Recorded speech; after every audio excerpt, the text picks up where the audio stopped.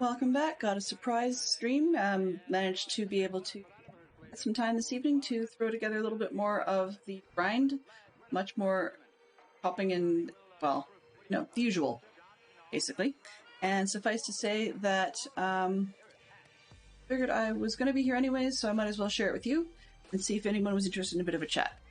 So, yes, surprise, surprise, surprise. All that to say that we are getting closer and closer and closer to being able to do our art. So I am looking forward to this thing like no tomorrow. Got a lot of flatter spots now that we can deal with in our art. So we're getting close. You can start to see a ridge from the left straight across to the middle, and this part's all flattened off to where we need it to be. So it gives us a bit of opportunity to dig for a while and then switch back and actually lay some carpet. So see if we're going to actually get to that point, but that's the plan, man. So yes, it's a little different. Oops, forgot to mute things. That might help if I actually do that. Let's see, focus, streaming. Oh, not screen mirroring. Streaming. There we go. All right. So that to say that might as well dig in, and I remembered this time to leave the cat behind. Hey, you, stay put. Go. And I have a couple of shulkers this time. We've got a few things dumped out, so let's see. Did I get that one empty? Yes, I did. Yep, that one's empty, so I can take that one as well. Got a couple more shulkers, so that should keep us out in the wind a little bit more. Hey, Benson, welcome back. Long time no see. Just grinding away at the usual, so I really want to get that done. I figured I might as well pull an extra stream and see what we can get. So my shovel's about to break, but I'm headed mostly into a zone that's a lot of just rock, so I don't worry too much about this shovel, and I've got one in place. First, ooh, forgot about that. Got some lovely little labels going on. Alrighty-roo. I'm curious to know what you've been up to. You like my streams, I'm glad. I'm glad. You and I seem to have a lot in common personality-wise and what we like and dislike, so I'm glad that you enjoy the stream style. So how did your day go? Hopefully things were smooth enough for you. I know you were driving home during the first stream, and hopefully things have gone decently well since then. I haven't been up to a whole... Hello! Well, welcome aboard, Cruz, I think. Oh boy. You will need to, unfortunately, drop in chat a quick note of how you would like me to pronounce your name, because I really would prefer to know it correctly, and also because I'm not familiar with you, if you're comfortable with it, I'd also like to know... Uh-oh. Why didn't that one play? I thought I got a delay on my sounds, and that's bad too. So it looks like I owe you a creeper sound. What are we gonna get today? I don't normally fire off the creeper sounds, but I wonder why that one didn't go. Sounds. Oh, and some more eats. Yeah, I need to eat. Kind of can't because my character's full at the moment, but I will as soon as I can. I have... That's not good. Okay, let me just quit this app, come back in and see if I can get it to re-trigger the sound clip for you.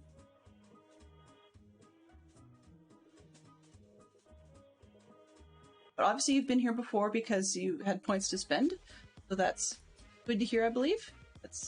I got it back up and running. Wanted the creeper noise.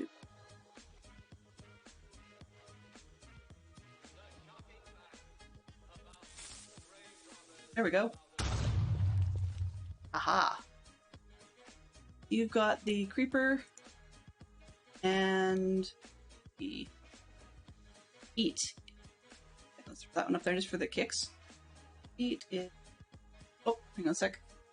That one's on cooldown, so... Oh, that one didn't fire either. Wonder what's going on with these today. That one actually has a pop, pop, crackle, pop thing. Well, going to be interesting to see how sounds overall go today. Either that or I had things turned down myself. That's possible too. But I will eat as soon as my character is able to. I'll leave that up on the screen until then.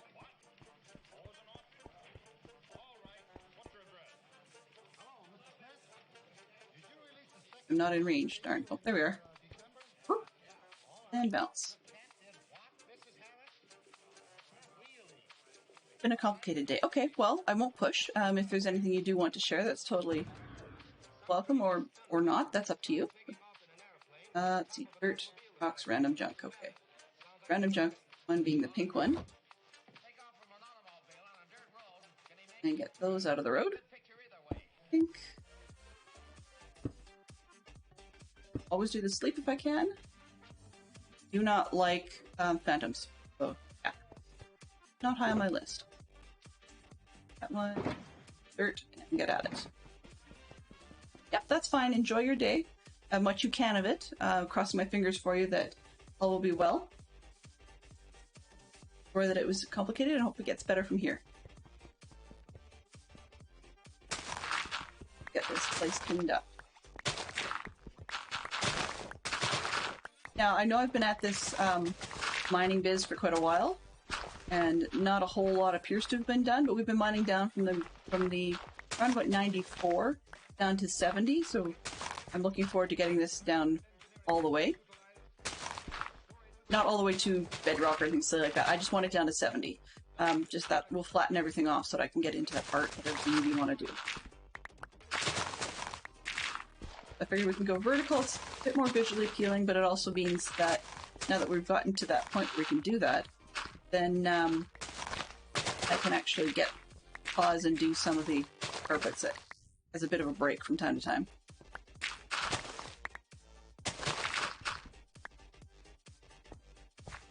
So let's see if we can get this one going. If I spell it right, that might help. So today's random question, if you knew you were maybe say old or in trouble, I guess, and you got to choose what your last meal was, what do you think it might be? That's a tough one for me. I really don't know. I might choose something sort of common, like pizza. What's your favorite stuff on a pizza? Probably an easy answer. If it was the last thing I was ever going to eat, I'd probably want it to be something that would be settle my stomach. And if I knew that it was delaying something to happen later on by having said meal, I might pick something that would take a long time to eat, like maybe like tacos or fajitas, because you have to take the time to put them together first. Maybe sushi for that very same reason. On the other hand, if it was going to be my last one, I knew I was going to die afterward, that might actually be a fantastic opportunity to try things that I knew would kill me.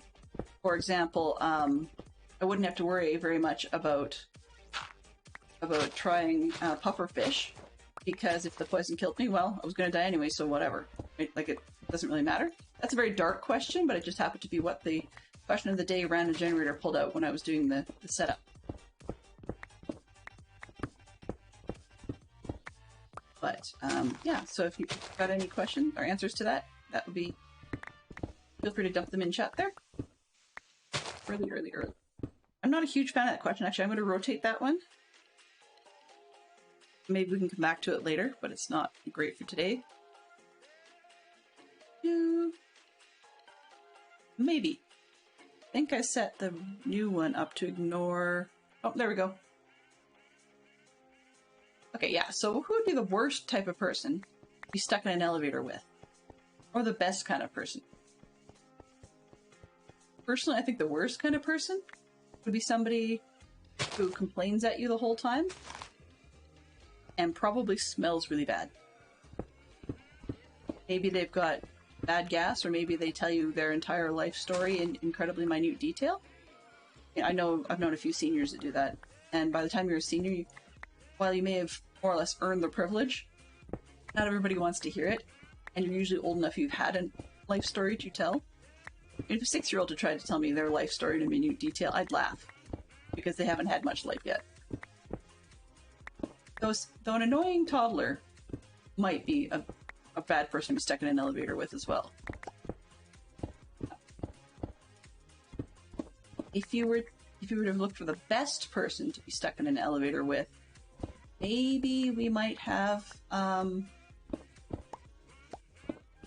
probably. I would half expect people to say, you know, that hot girl they always sort of fantasized about being next to it alone. But I mean, conversely, I could say the same thing about, you know, the hot guy or the creepy stalker dude from up the street kind of thing. But it's funny when you think about it, because fewer and fewer of us actually do the exercise we should.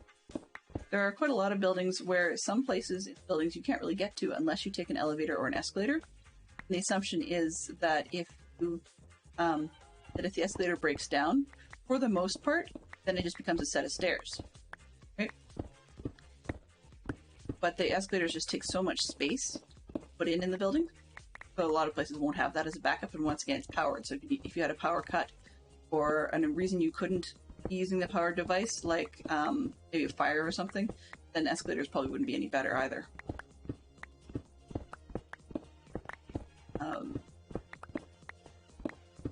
The other thing is, if you got stuck in the elevator with that absolutely wonderful person that you would love to be that's stuck in said elevator with, maybe you were gonna, like, I don't know, have a smooch fest or something. Yes, I'm trying to keep it family friendly, but let's just say you were going to be hugging or something. That's great until it becomes a glass elevator, you know, in like a mall or something, and then in which case you kind of go, I don't really want to be caught or seen, even if this is the best person in the world to be stuck in an elevator with. I suppose maybe one of the best people to be stuck in an elevator with would probably be the elevator maintenance guy with his radio. Then you wouldn't have to be stuck very long. Like, as long as the elevator maintenance guy didn't also, you know, also smell bad and have, like, cable guy pants or something. Or plumber's pants go. Because, yeah, that would just be awkward and embarrassing, even if it is the maintenance guy, so you don't have to be there long. Wow, how's that for random? Weirdness, let's see. I probably should have got my daughter's permission first, but weirdness in my house was my daughter had orthodontic work today. I feel like a crummy parent a little bit over this because she, when she was young, she didn't want to take a soother. A lot of babies don't. And so she sucked her fingers. Well, that was great when she was little, but we never did, unfortunately, manage to break her of that habit. We've tried all kinds of incentives and alternatives and even the classic getting mad at her for doing it. But the thing is, it's really hard to catch 24/7. And even if we could catch it, it's just a lot of nagging and harassment, and it really doesn't feel very good. So we finally went to the orthodontist, and she got what's called a crib put in. Basically, just a big blocking fence, so that things like fingers, if you're going to do pencils, some people chew on hard straws, that kind of stuff, they just don't fit. They just don't fit in there. I mean, you can eat around them rather successfully, but you can't chew on things, and you can't have long, stiff straws and stuff like that in there. They just don't fit. And part of the reason we started doing it was because she was having an alignment of her teeth start shifting because of the sucking. So we just, so we figured it was about time to get everything reset back to where it should be. And of course, she came home sounding a lot like your classic lisping braces type sound. So while she is sore, not as sore as a kid getting full-on braces, and the other side of it was they encouraged her to do one of the things she likes best, is sing. I just sing her to read aloud. Well, she wasn't going to read aloud.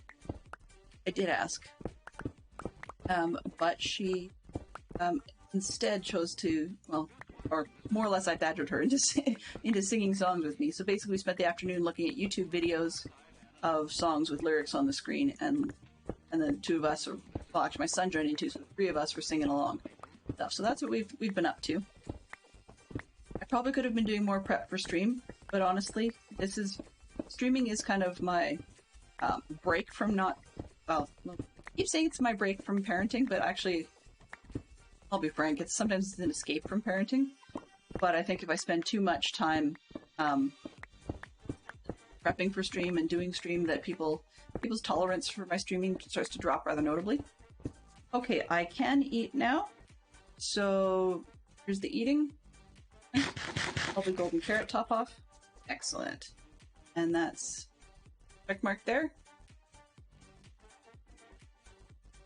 Right.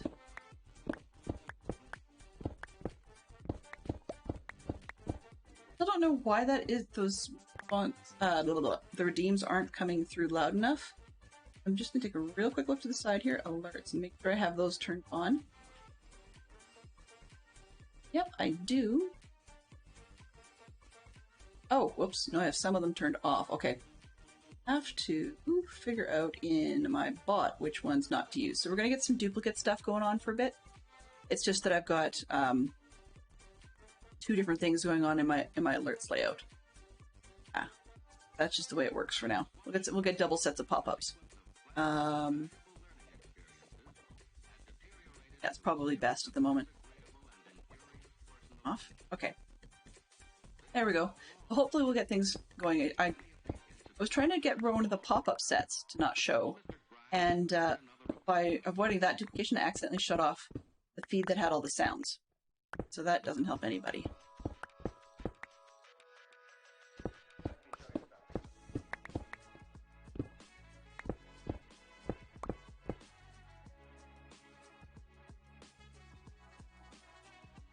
Should work just fine.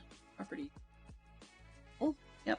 I don't know. We'll just have to figure out where the alert audio for that went, and kick it up just a little bit. I don't want to blow people's ears out here.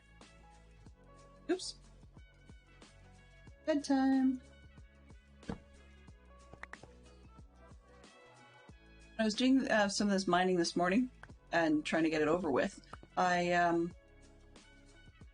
raided out. Wasn't a big deal, you know, just usual. You raid out somebody and off you go. And then I turned around to the game, realized it was nighttime, so I instantly went to sleep, or went to go to sleep. On up top, I've got the beacons up there, so I've got another bed up there, and I went to sleep up there. And turned out I had a whole, I think I had 3 baby zombies, adult zombies, a pair of spiders, and about 3 creepers, I guess, who were all quite interested in disrupting the sleep. So had to deal with that. Kind of funny because things can be quiet on stream. Not much happening because I'm regularly taking care of all that mess. And then I look away for a minute, and surprise, it gets me.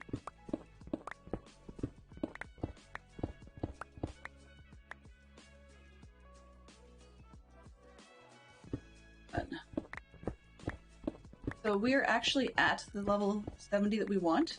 I can get this lined up for you. Yeah, okay, so we're there. I turn the references back on. Not quite lined up, pretty close. But you can start to see roughly how that piece is going to fit on the ground. So I'm getting really close to getting it done, and we could probably get just about the first third of it up to the black line done on the ground that we've got now. So that means that I don't have to spend all of the stream doing the mining, although we'll see how far we get. Because the sooner I can get the whole thing flat, the sooner I can just barrel right on into doing the exciting part of the picture. The other thing I'm just being a little careful of is I do need to keep talking, but I also need to mind for myself that this morning, right towards the end of stream, I actually started losing my voice, and it was gravelly and going out quite badly, so I just want to be a little careful here with it this afternoon. And I could have chosen not to stream, but, you know, the afternoon streams seem to get a bit of a flow that feels good. Whether or not people arrive, it doesn't really seem to matter. I enjoy it, and so it makes for a good day. Sometimes if I only stream in the morning, I then see, you know, the numbers, and I get too obsessed with the numbers. But, yeah, that's part of it. And I said I was going to put icing on a cake tonight, and I forgot this afternoon, so yeah, bad me. I mean, I won't have any objections if my husband goes and eats the cake without the icing on anyways. But it was supposed to be iced. It's not that it's a big deal, it was just like a flavor layer. No harm done, I suppose, but it is a bit of a disappointment when I said I was going to do something and then I just sidetracked and didn't actually follow through. So that's doesn't make me very much a reliable person, that sort of thing. There will be some more weirdness coming to the screen, nothing major. Well, everything seems to break these. But there will be a little bit... Oh. Well, I have the supplies. Let's fill this in. Starting at 70 here. Probably about there. That's probably hole there. Oh, back to the ledge where not much can harass me. Fill in from here. Enough to do it with anyways. Going with that story to that at some point. Oh, yeah. So I said I was going to do the cake thing and I didn't, and I really should have. But, I mean, no harm, no foul. I can't remember where I was going. There was something I said afterwards, but... Okay. I get a little obsessed with my projects in Minecraft, and Fantastic Shot Fox, my better half, is really quite tolerant, because when I do manage to feel accomplished about doing something in here, then I tend to be an easier person to live with. Less cranky and bummed out about stuff. Is definitely saying something, because getting cranky and bummed out is one of my specialties, apparently.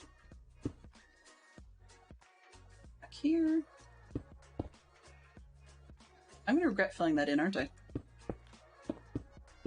Standing on 69. 70 right there, which means fill up above. Quite silly. Oh well, we'll chop it back out again. Whatever.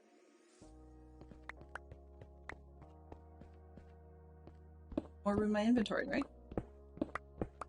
Now I'm using efficiency 4 pick, but it doesn't have silk touch on it because, frankly, although I can trade this dirt away, I tend to find it's just a waste of materials, well, not really materials, time and effort and stuff to put silk touch books on, because then I feel like I have to worry about whether or not the pick breaks. Whereas if this breaks, it does. It's like whatever.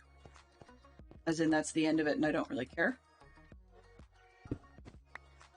Where we're at, and same with the shovels, because I've got a really rather massive trading hole. It's not as massive as it could be. I mean, it's massive by my standards in that I've never had one this big before. Sometimes I still forget to carry enough tools with me. Go and see what I've got handy.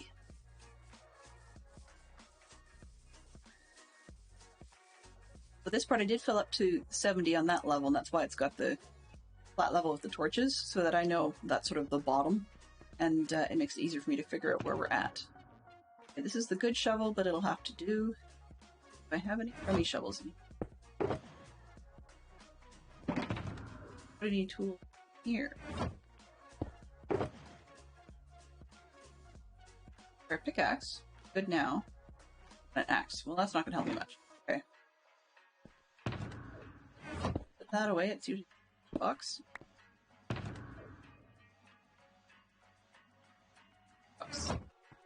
Let's get rid of some random junk. And bubble. I use the good shovel, and that's one I have to keep an eye on because I really don't want that one to break. It's just more that it would need a little bit of work to repair that and replace that. Probably, though, ditch my hoe because I'm not dealing with plant matter right now.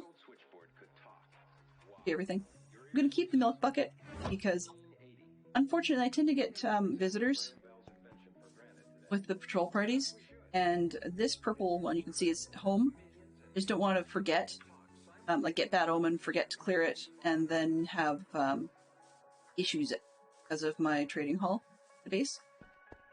Issues is probably a good way of putting it. I made a boo-boo last month and tried to take on a raid with 0 foresight, planning, and protection. Yeah, not the wisest move I've made. It might seem dumb that I just put those back, but for the purposes of storage, at the moment I just want to make sure I take out as many of the that can as dirt. Just makes it a lot easier for me to stack the whole thing. Anytime that something will be guaranteed to turn into something else, then I don't mind stacking it in its lower grade form.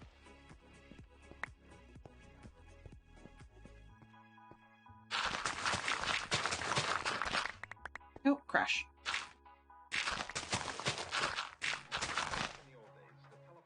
Oh, gravel, that's why that came out. See, even with an efficiency 2 shovel, things go relatively fast when I've got dirt to do. But when it's a pick, it's just most of this is going to be cobble. I might as well take out dirt on top first. Nope.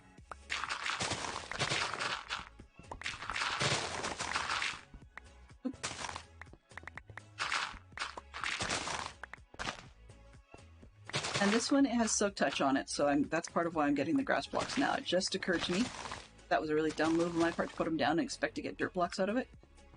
Never gonna happen. That's okay.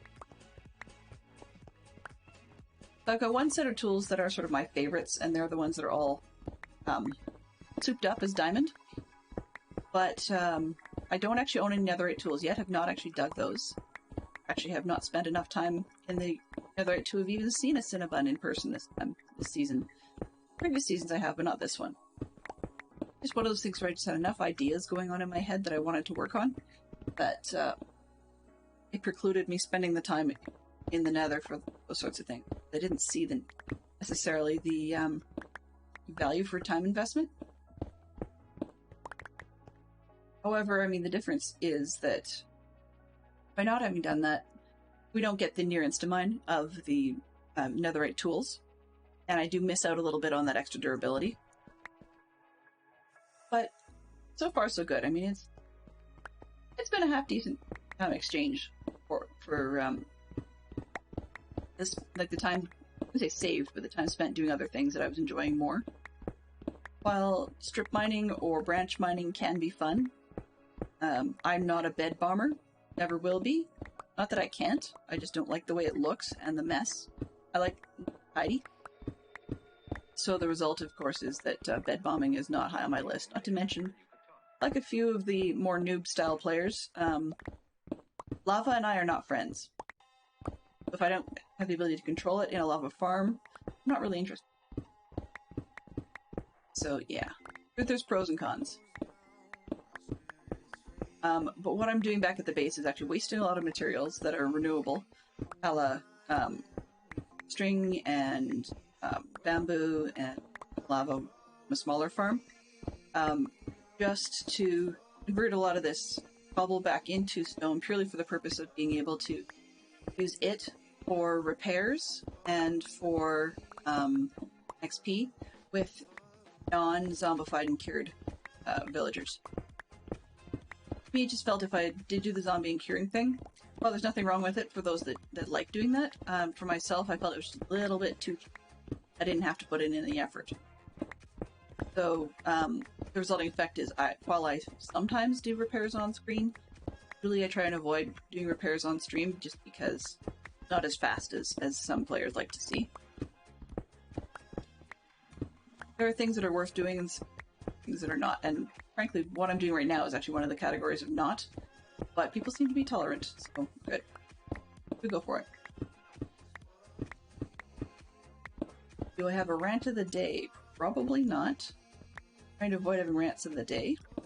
This morning's rant was people who have no concept that nobody wants to hear the stuff they have to go on and on about. My father's like that, so kind of gets a bit of a buy because he's 76 and still worked out enough to have like muscles and a triangle back, and is a half decent mountain biker. Well, sorry, hybrid biker, as in bike paths type of thing. But his sense of what people actually want to hear when you talk to him, completely out to lunch. He seems to think people want to hear what he's got to say half the time, and no, we don't. It's not even. We're not expecting old man back in my day stories. We're getting things like his opinionated thoughts on current events, or opinionated thoughts on people's belief systems, or opinionated thoughts on how people dress going to Walmart. And that's just part of the list. Like, things just get weird. Why do I... Oh, daytime, please. Odd. My mini-map seems to think that it's nighttime or I've gone underground.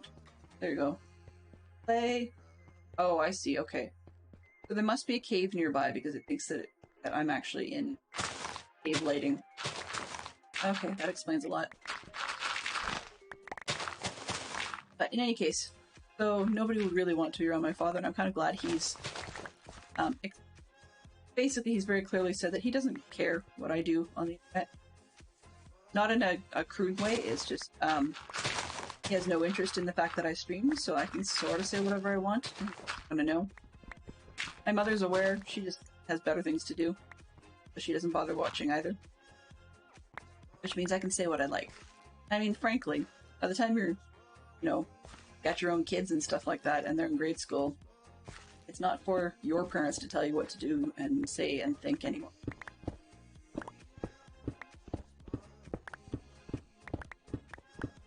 But I guess, for some people that are very much into Minecraft, I always have a constant question. If suddenly tomorrow Minecraft didn't exist anymore, okay, this is just purely hypothetical because thank heavens it does. But if you did not have Minecraft play, pardon me, what would your go-to game be? At the moment, mine's a pretty easy answer because recently I fell in the hole that is Valheim, which has some similarities to Minecraft insofar as you're repeatedly gathering your resources to build things and to gear yourself up for whatever your next goal is in game. So there is no real targeted progression. I mean, I guess technically beat all of the ancient ones. Not the ancient ones, sorry, the I keep wanting to call them elders, but in any case, there are some boss characters that do progressively get harder. But that said, that if that's what you want to do, great. If you don't want to do that, you don't really have to. Like, you can... There's a point at which you would be kind of stuck without additional gear, because they do sort of gate the tools and gate the levels of equipment you get behind... I wouldn't say behind the various bosses, but behind being able to handle the various zones, and it's generally not a wise idea to move on to some of the more difficult zones without having to boss the earlier zone first. It's just because there's going to be newer mobs that your character is just not ready for and can't be ready for simply because they're stuck at the lower level gear. Think of it in Minecraft terms. The way I see the gearing where I'm at in Valheim right now is I'm basically stuck at the equivalency of leather gear that's been like leather plus. And that's it. Like, that's as good as it's going to get. Because in order to get beyond that, I need some supplies that, unfortunately, you cannot make a pick right from square one. So therefore, you're not going to be able to get metal materials to make armor or tools or shields and like weapons and stuff. It's not a possibility. So to get to that level, one of the things I'm going to need to do is deal with bosses. But I mean, otherwise, it's kind of a Viking themed Minecraft, really. Aside from not being pixelated, like, and I'm well aware Minecraft's not the first to have the mining and crafting concept or the resource gather and craft concept. But seems to be the most popular that has sort of a faux throwback to pixelated games. And part of the other reason is, I say faux throwback, is there's a lot of people have done to it with either Bedrock add-ons or marketplace maps or Java. There's actually like mod packs and stuff. I cut my teeth on one of the better known annoying mod packs called Sebtech. That was my major foray into actually playing Minecraft. Like I'd spent maybe an hour and a half max playing vanilla Minecraft on an iPad before I went and bought the Java Minecraft for my laptop and then downloaded Sebtech and never looked back. Now, while I do say I liked Sebtech, I did not complete the mod pack. And the reason for that is just as many, many, many players will attest. There's a point at which the space stuff gets incredibly grindy. I got up to the point where I just would have started the space stuff, but I didn't actually bother going to space. I'd seen 3 YouTube players I enjoyed go to space, and all 3 of them hated it. It became incredibly repetitive. There really was no major progression rather than, oh, you start here, you beat this guy, you go to the next planet. You start here, you beat this guy, you go to the next planet. Oh, you need a stronger rocket. Okay, build a stronger rocket to go to the next planet. Then you beat that. It went round and round and round in circles at that point, and I just said, okay, that's not really making me feel like I've actually built anything, learned anything, progressed in any sense in a way that I enjoyed. That was when I said that I was done with that one. So, I mean, I've done my fair share, probably not as much as most, in terms of vanilla Minecraft, and I've done a few other mod packs since then, some of the kitchen sink mod packs and such. Not because I'm unhappy with what vanilla offers. Sometimes it's just nice to be able to want something in the game, and lo and behold, you have it. There it is. It's in the pack. You just have to figure out how to get the materials to make it. You know, and I like that. Particularly when it comes to decorating. I am horrible at decorating in Minecraft. So it's quite nice to be able to have so many extra people guns and packs to decorate with. But also, my favorite sort of quasi-kitchen sink packs are the ones where you've got, I would say quests, but that's not the best way of putting it. No. Even targets, maybe, is probably better. I mean, if you were to look in what do you call it? CurseForge, and some of the mod pack stuff.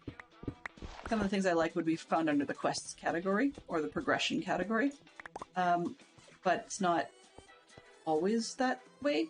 Sometimes I like to have...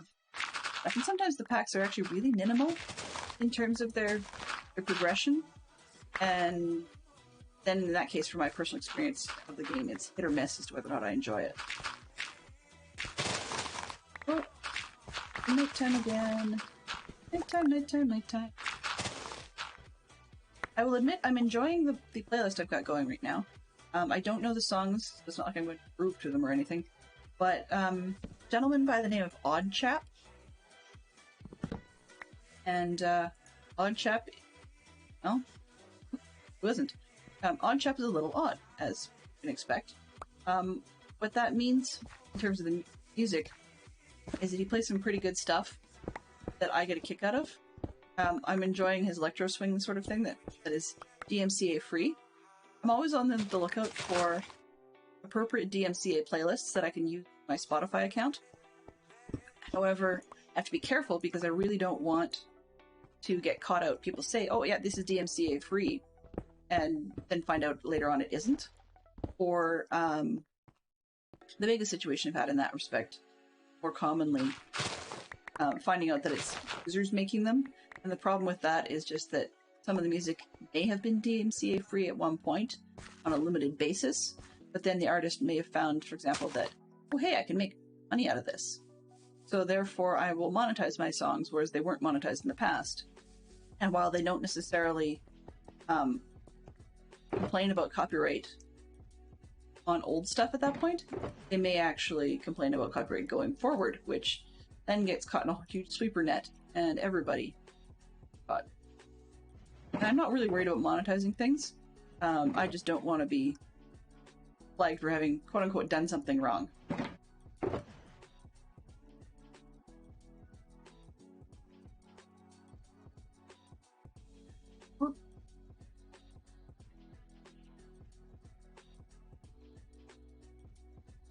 Right click next. Right click. There we go. Alrighty. Did I? Yes. Yeah, I've decided I like Oddchap's music a lot. Just was having a bit of an itch for the Electro Swing style. Of course, we play a lot of Electro Swing in our house, and it just so happened that Oddchap was on the list of stuff that was coming up in a lot of the other Electro Swing playlists, so it was quite a treat for me to, for a change, find an artist I recognized that was making Twitch safe music. So, like that. So that's who this stuff is, and I think my pop-up saying who does it is working, but I cannot guarantee that at the moment. I'm playing on a 2-monitor setup, which basically means that although I should be able to look sideways and see what's going on, I never managed to catch that sort of information out of the corner of my eye. Give me for just 1 second. Scratch my nose. I will be right back.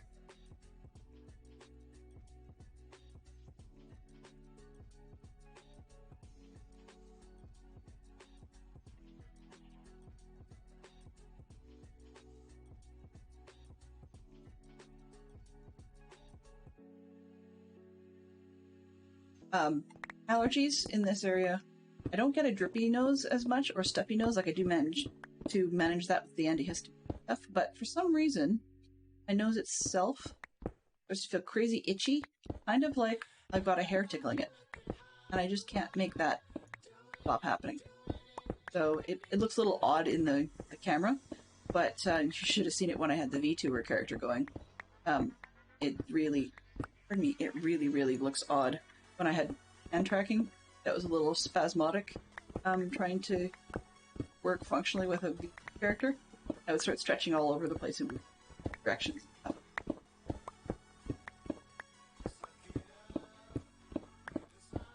Crack. Okay. But about 6:30, I'll probably take a brief break. We'll just do a little bit of a break. Basically, in the morning slot, when I morning for me, sorry, early afternoon for most of the planet. 12 to noon Eastern.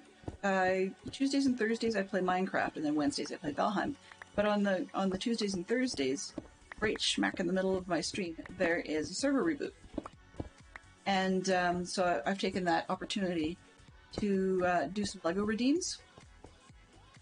So I mean, those are still available for everybody if you want to get another 5 minutes worth. But what I think I'm going to do in this case, in the evening, because I don't have a server reboot to worry about, rather than playing LEGO, and yet still wanting a bit of a break to stretch and move muscles and whatever, I will actually try and run another one of the Champion on the Hill games. So if anyone is around, it only runs about a minute long, and can be redeemed any time people wish. But I figure I'll fire one of those up and see if anybody wants to become Champion of the Hill. Give me a chance to get up, stretch my legs, do a couple of cracks in my back, and then get seated again. We do have a couple of new little things on the stream, nothing major, but things like, I live in Canada, therefore we use the metric system of measurement for things like temperature or distance. And so one of the pieces I've put on here is for anybody who wants it. There is I believe it's for anybody. I'll have to see if I've said it correctly, but there is a converter built in. So if one just puts in exclamation point convert, the number, and then space, and then the unit, then it should convert to the imperial format, and the same goes back the other direction. It's just because I've got people that watch me from multiple different countries, and so it makes it a little easier for me to have the conversation if I make it so that anybody can get to values that fit better in their country. Especially when we're talking about how cold it is. You know, the Aussies I can understand. Other countries that use the metric system I can understand. But when the Americans are saying, oh, it's so hot right now, we're getting the high 90s and it's over 100. The metric system, 100 would be boiling water, so obviously that's not what's going on, and I'm not a total fool when it comes to Fahrenheit being different, but it's not one that I'm good at converting instantly. But also, if I'm whining and complaining, and I'm saying, hey, it's 28 degrees. Well, that doesn't sound like a whole heck of a lot to those in the Imperial system. They kind of go, our water freezes at like 20-something degrees. And so, or 32, I think, is the freezing point.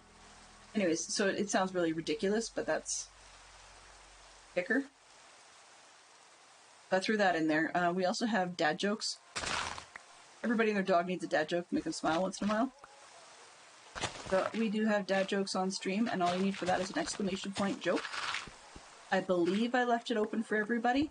No confirmation on that yet, because there's some things I can test, but by being the broadcaster, there are limitations to what I can test simply because I'm not, or I've got, permissions to do anything, right? So that I don't need to have that, but it makes testing viewer usable commands a little bit janky. A little bit less than reliable. But we've got that on stream. There is an 8-ball, so you can always ask the 8-ball a question. Yeah, that's always a bit corny, but sort of fun. What else have we got?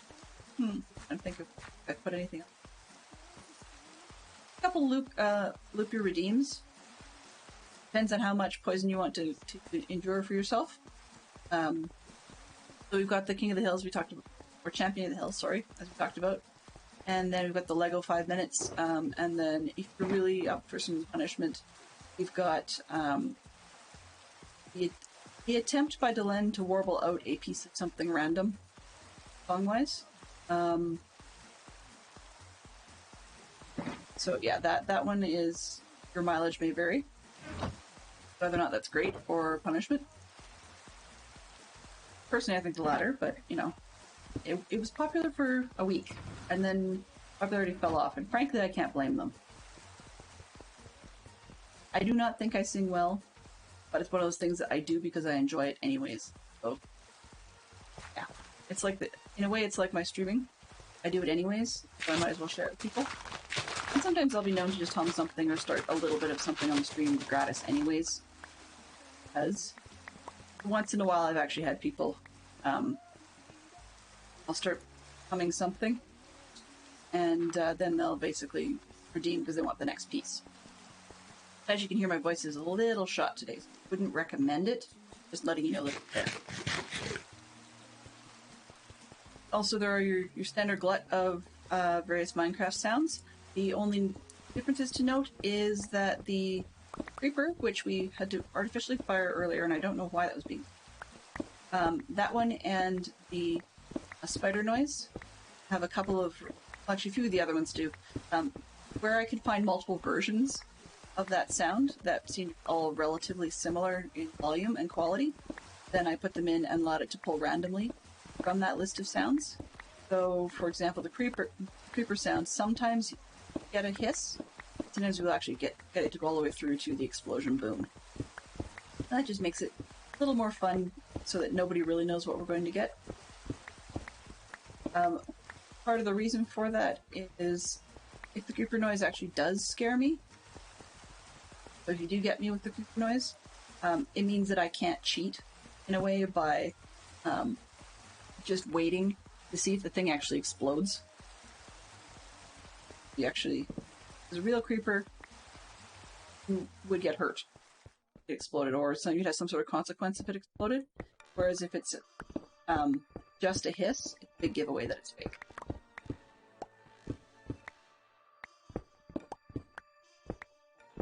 And then for those that like to come rather regularly, if it's your thing, you can always save your points and redeem a walk-on. Your choice. So we can do video walk-ons, or we can do audio walk-ons, which is basically just it plays a sound or is a video, either when you show up or when you choose to trigger it. And if you've got an idea for a fun command that you would like everybody to be able to trigger, then you can always save up for those as well. Ads. For those that are unaware, I don't have the graphic yet because it's worked on. Skippy. But there will be a Dadcraft 73 Patreon stream weekend I believe it's coming up this weekend. That's what I seem to have signed up for. So we'll have plenty of great people streaming. And I haven't taken a look at what the current that is, but I know we've got Peregrine's in there, Peregrine 78 there, Huge Stormy Owl is for sure in there. I think ITT Tom was talking about being in there. Look and see if Batcraft is in there. Got Creef 78 in there, and Carnage Joe, I believe, has a spot or two. We just have the one, I think, because technically she kind of leads off on Friday night. So really, it's Friday night for us, Saturday night for her time, because she's on the other side of the dateline. Yeah, so once a month we do that, and I recommend it because the Dadcraft 73 crew is a very eclectic combination of people, and every single one of them is going to be different. Some are high energy and very exciting. Some of them are incredibly creative. Some of them are incredibly verbose. Some of them make some really good ASMR to listen to. Other ones are sort of busy, exciting place that if you suffer from fear of missing out, aka FOMO, then you're going to want to be there and chat, because some of them are really neat people to keep in the chat with. They just manage to keep things rolling and interesting a couple times so that they never have to talk to themselves. And then there's some of them that, look, there's a million different flavors. Great part about it too is in some cases, other server people who aren't streamers will hop on and make unplanned guest appearances, both to encourage and support or to harass the player. I tend to not get people dropping in on my stream, but if I need support for some reason, like I ran out of something or forgot to bring, let's say I forgot to bring ingots to turn on the beacons, then mysteriously one of the other server mates just pops up and somehow it just gets done. Otherwise, sometimes we joked about it a few months ago. Sometimes we get people who will hop on stream, practically AFK, but they have decided that they have become the designated sleepers. So unless the streamer themselves has reason that they want to try and avoid the phantoms, for example, then otherwise they would not have to sleep, and they have people that are jokingly the designated sleepers. It just allows the flow of the stream to keep going, because not everybody is as organized as they could be. Most of them are. I'm probably one of the organized members of this Dadcraft system, but I only play from the Java server, and one of the disadvantages to playing to the Java server, of course, is because it's not anywhere and everywhere. Then it means that if I'm going to be doing stream prep, or if I'm going to be doing some grind work in advance for something like I'm now, either it's got to be done live on stream, or else it's done like between streams, but I'm more or less tied to the computer. Whereas Bedrock has the perk of the fact that I can just grab my iPad or my phone or whatever and look like an antisocial fool, but it does allow me to do a bit more of that grindy type stuff, particularly when it's just simple AFK. Allows me to do a lot of that and without having to sit at my desk. I mean, AFK, if that's really what I'm doing, away from keyboard business, then I guess I don't have to sit at the desk, but I still have to pop on in and out to make sure that things haven't gone wrong or storage overflows or whatever. But it's a little easier to check in on stuff with Bedrock. That said, the game itself, I think I prefer Java, but I think probably because due to the SevTech experience as my first one, then Java just feels like home. That's really all it is to it. Not one's better than the other or anything like that. And I'm just being transparent here. For anybody who is expecting me to be doing 119 content at some point, whether it be manually searching Overland for mangroves, or attempting to do Deep Dark and Ancient Cities biz, or to disappoint, none of those hold any draw for me. My goal this season is really to enjoy myself while maybe learning a few new things, but the biggest part about this season for me is to become minorly better builder than I have been. That I don't have a very high bar for that, so try not to expect too much.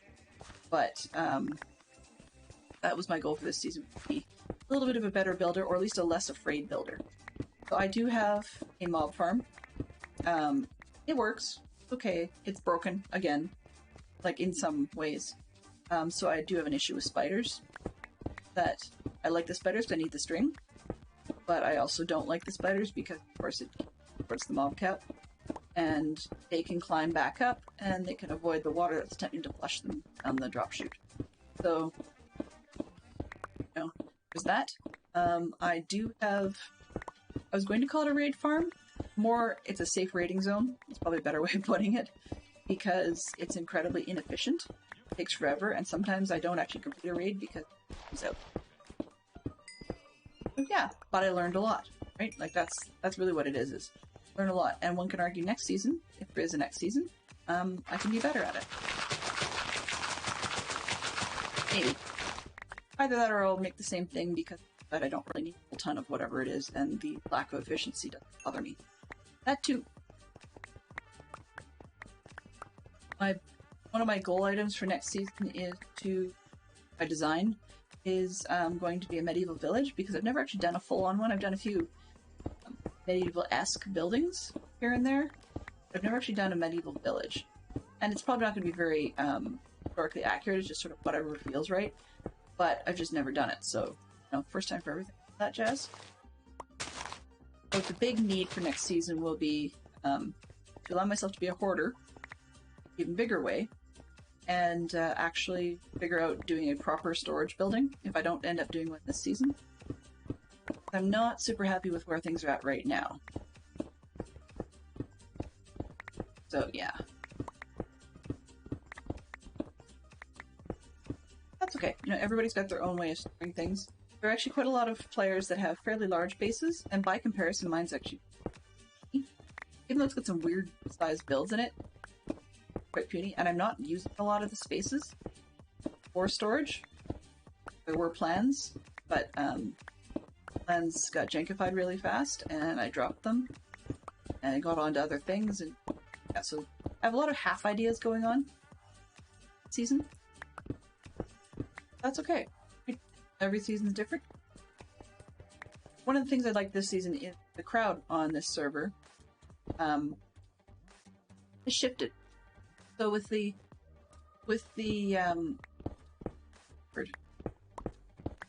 changes, I guess you could say, to Microsoft allowing people to play whichever version of Minecraft they want by just purchasing it once, got a PC, that has resulted in some curiosity-seeking people. So they want to come and see in person what some of the builds look like on the Dadcraft coffee server, as we call it, Java server, and we welcome them. Sure, why not? No problem. But the same thing is true going back the other way. Some people who've never bothered with owning a copy of Bedrock are exploring in the opposite direction. There also seems to be a fad for the Minecraft Bingo off of Java version. There's a few that their regular gameplay still Bedrock, but they're preferring the Java version of the Bingo. And while I think some elements of that game are designed better than the Bedrock attempt to make the same thing, the gameplay differences, particularly the combat differences in Java, make it, to me, a much bigger challenge, because you have to different styles in order to make the Java Minecraft as viable as it could be for yourself when you're a regular Bedrock player. But I mean, there are plenty that can teach themselves a different. I just have trouble even remembering from game to game which buttons to press. So on this one, on this game, the inventory, of course, is defaulted to the E key of my keyboard. Actually, I'm not sure if it's default anymore. I'm second guessing that. But E key, and on Bedrock, not on Bedrock, sorry, on Valheim that I play, a lot of the inventory opening key actually is actually the tab button. So I'm always giving myself a little bit what's what goes where.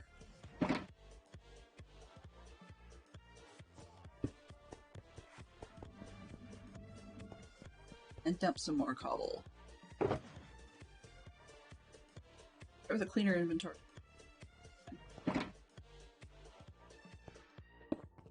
Right. And I don't even know why I'm carrying. I think it was just I moved it so I could have one more stack. Base. Forgot to put it back.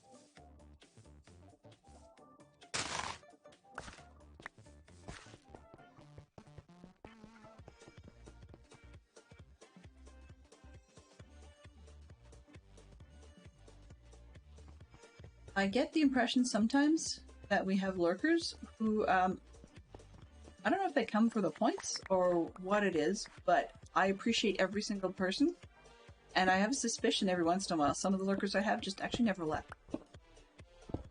So, yeah, we'll have to see if that's the case. I appreciate them all, but I'm always thrown by that. Even lurkers impress me. Why? Why be here? I like it, but why be here? I don't know, that sounds really weird. I still have trouble believing that anybody bothers to show up. And so when they don't, I just remember that I still can't get all, what's the word, complacent and assume that there's nobody, because there might be somebody all of a sudden and you never really know. Then you feel like it's such a fool if you disappointed someone by being too quiet. The other thing that bothers me a little bit about talking, I have an internal monologue that is incredibly negative half the time. I'm not trying to be downer or anything like that. That's not the point of the comment. But where I'm going with it is to say that should the said internal monologue turn external, I don't really want to be sharing the answers, some of the weird things that my system says when I'm talking to myself.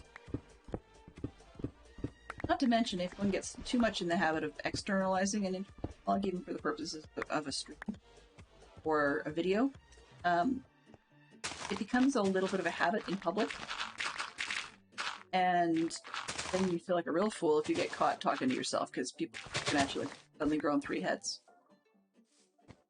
I don't know about you, but I've only got 1. Count the digital one, maybe 2 more at best.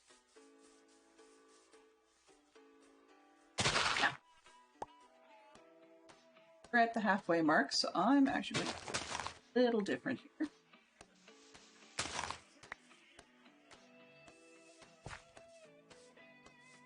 I'm going to take that stretch I discussed earlier and run ourselves a Champion of the Hill. Then we're going to run back to the base, dump whatever we can and or need to. I'm going to come back with the colors that we would need for starting the carpet art, but I'm going to make an emphasis on the frames, external frames, so that we can get the borders going. That out of here. There. I can pick up these extra boxes. Empty. All back. Anything? Right. So, as we head back for that box exchange, here is our Champion of the Hill. Now, I may find that there's nobody who wants to be Champion of the Hill. That's perfectly fine.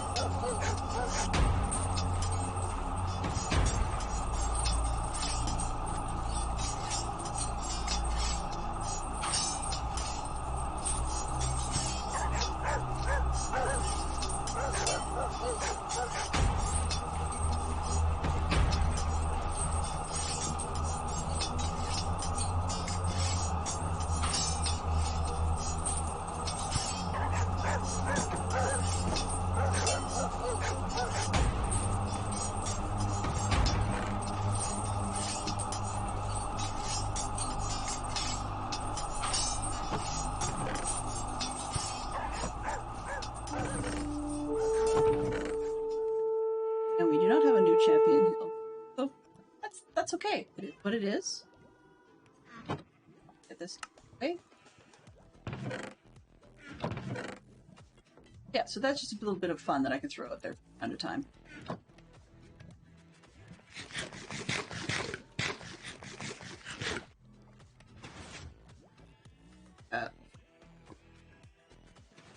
Oh, as tempting as it is, I really, really get these new ones done. But that's the box I want. That's not the box I'm looking for.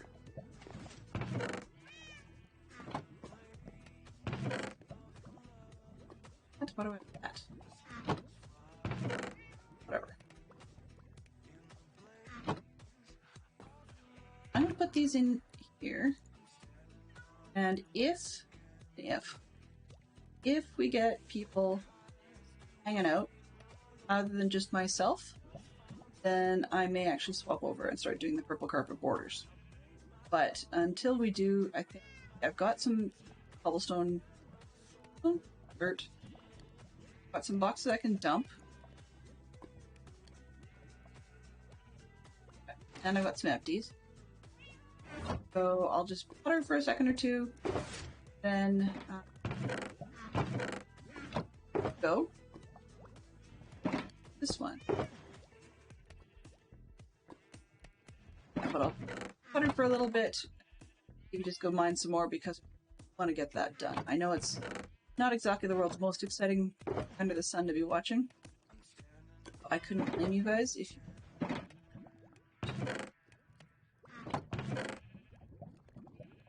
have a little bit of cobblestone. Hell. So this box is full.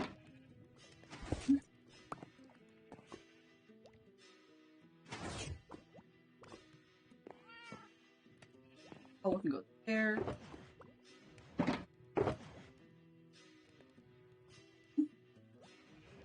Much, but box. Oh. This one. Full dirt. Okay.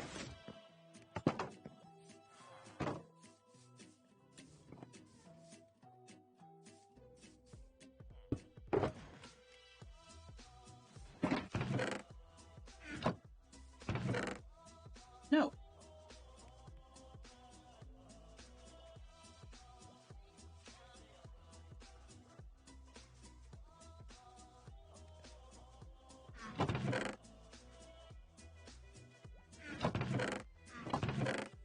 Okay.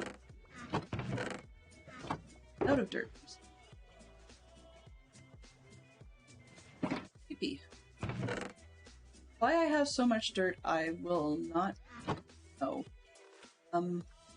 It kind of became more of a habit as opposed to anything else. Probably destroy it, but I really don't. There you go. Get me some.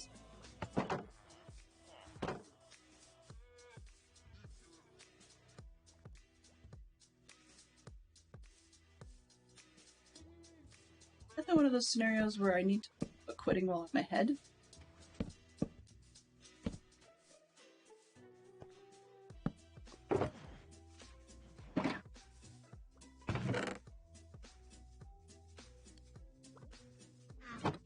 Alright. That box is redeemed. Back to work.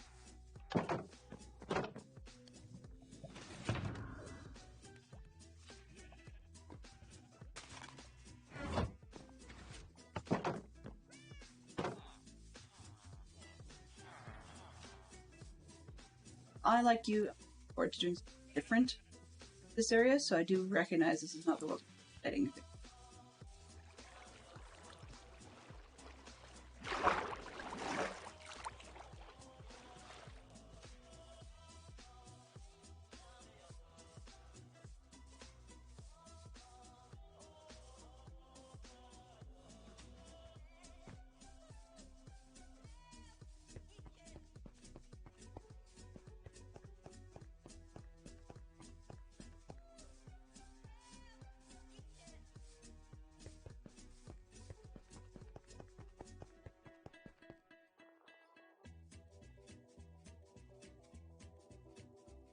Oops.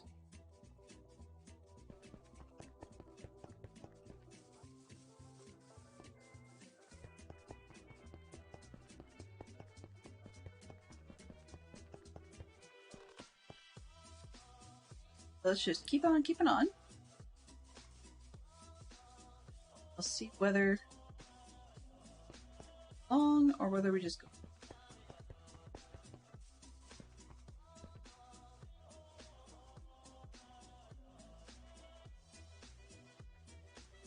Wow, Bruno's streaming. That guy ever quit? That's good, but stresses me and boggles my mind, and I would go crazy if I could use them. I mean, that works for him, right?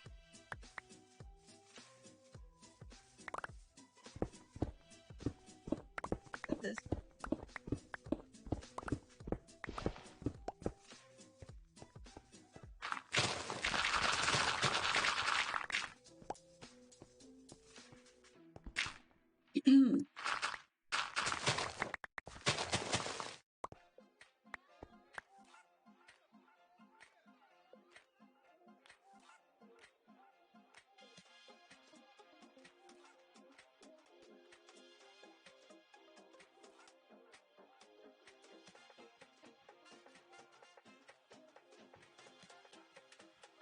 Apologies for that.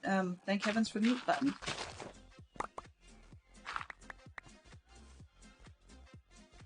And if it didn't mute correctly, double apologies.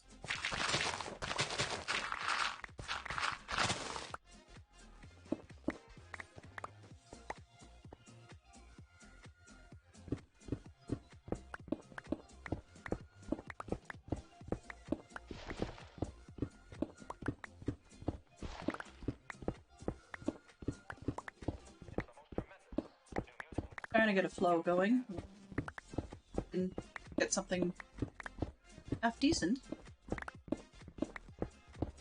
for progress, because mix and match of dirt and rock is a bit of a pain. If it's just rock or just dirt, we can get ourselves rolling a little bit smooth flow, but when it's a mix, it's bulkier than slower than molasses going uphill in February. That's a North American hemisphere reference only, but get the idea.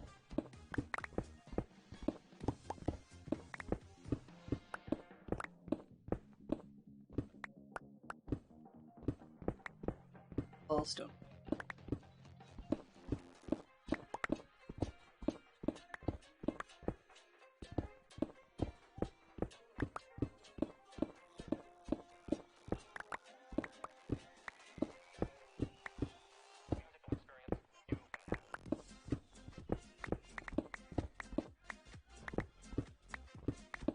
Because I can, let's try something. 8 ball.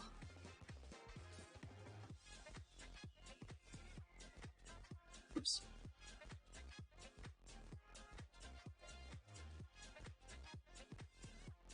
Oh.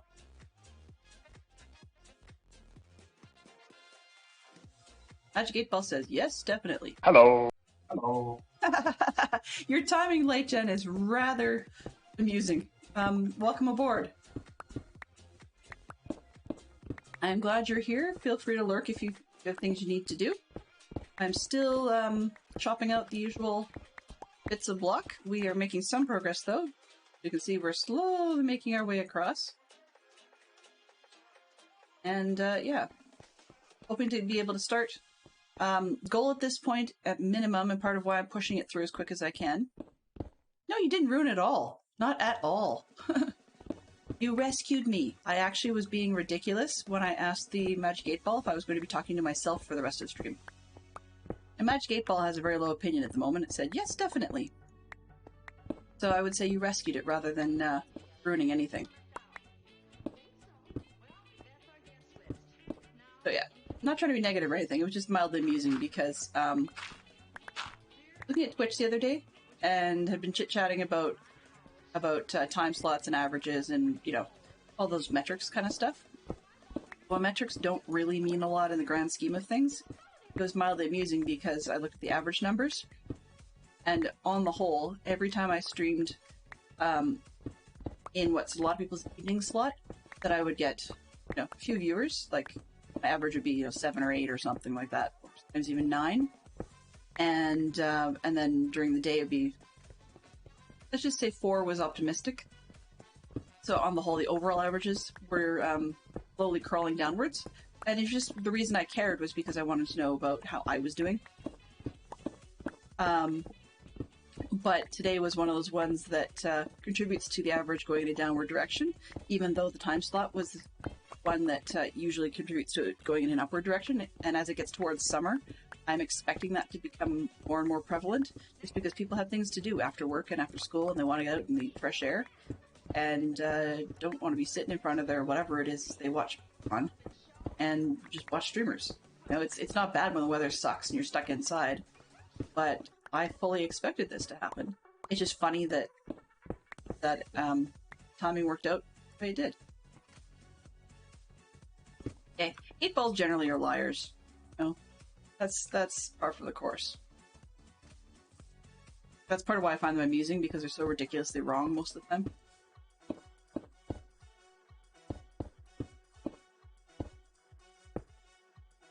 I'm playing with new toys for few toys from my bot, and one of them was an 8 ball, but one of the ones that I looked at and then promptly got rid of was a Ask the Ouija board, and then something would actually come up on screen and stuff would float around in a Ouija board style. I'm not a fan of Ouija boards generally, but the other part of it was the version that I was looking at, the animation was incredibly hokey, and it makes Stickman art look good, like XKCD, in animated format look good. So I said no. Nope, deleted that one. Didn't need it. But it's funny because some commands I have on my stream that other people have in their streams, and some of them are different than what other people have in their streams. And very rarely I forget to after I'm doing a raid and then I go to do some testing, and I start to throw in a command, and then I realize, oh no, I'm not in the right person's channel, so that would just look really weird and I'd have to explain it. Rather than explain it, it's best not to make the mistake in the first place.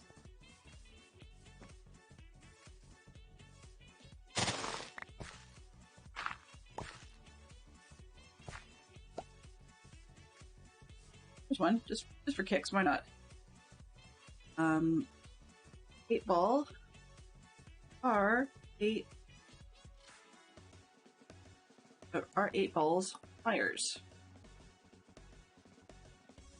Let's ask it that. And it says, yep, I can rely on it being a liar. There we go. It's selling you up the river and it knows it.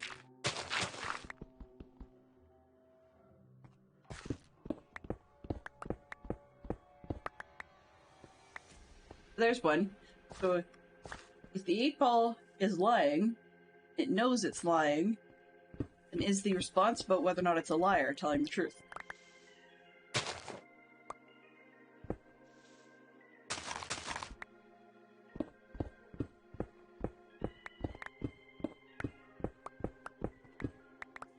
Actually, in all honesty, Tuesdays are not a great slot for most people. If I catch anybody in sort of the usual group chats, often it's the ones that are sort of, they've either finished their dinner or they haven't had their dinner yet, and they're just waiting, like, killing time till dinner. And then with this particular crew, and then they're just filling time until they end up in Dadcraft 73's usual Tuesday stream. So I do not mind being the pre-show. It's like the what do you call it? Like when you go to a movie theater and you're not even getting the trailers yet. That would be the people who are actually the opening act for the real deal. I'd be like, those bizarre trivia questions that you get before you even get the trailers, along with the ads that say, "Please turn off your cell phone if you want to enjoy the movie better."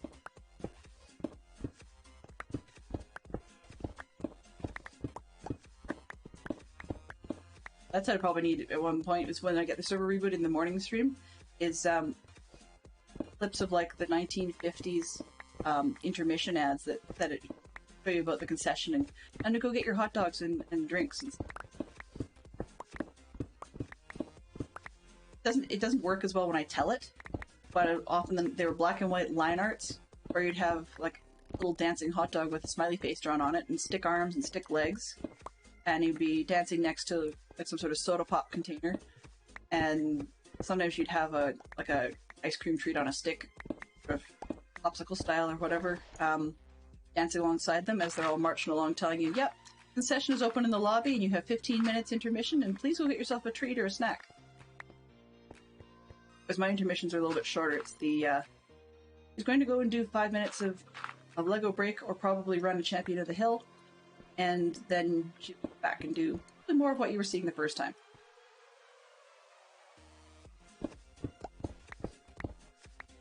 Now, Light Jen, I do beg the question.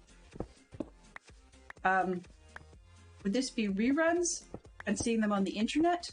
Would you have seen them from, say, drive-in movies, which in the early 2000s got a kick out of bringing those back as a bit of a lark?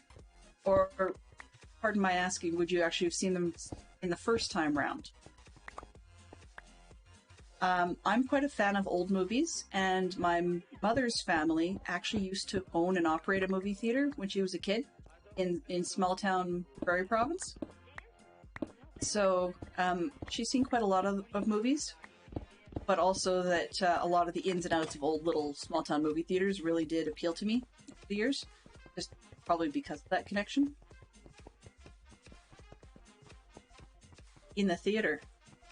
I'm hoping it was part of the resurrection of them, just because that might be embarrassing to say that. But I mean, even the ones now, the Cineplex ones up in Canada at least, they do still have ads where they'll show you the popcorn and the drinks and say, do remember to get yours before things actually start so that you're not disrupting your neighbors.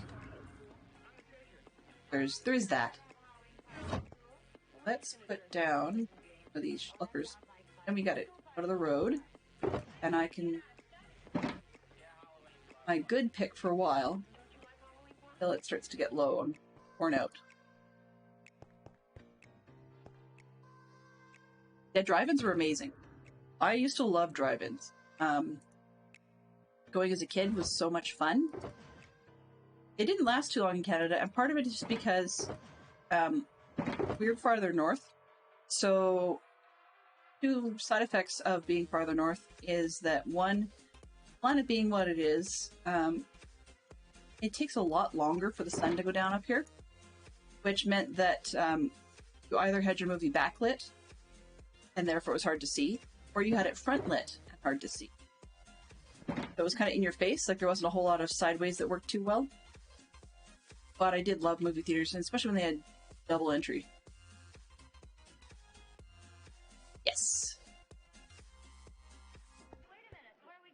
I mean, drive-ins did last for quite a while, and I mean, in some states, drive-ins started coming back with the COVID issues, because then it's only you and your family inside your vehicle. Nowadays, at least.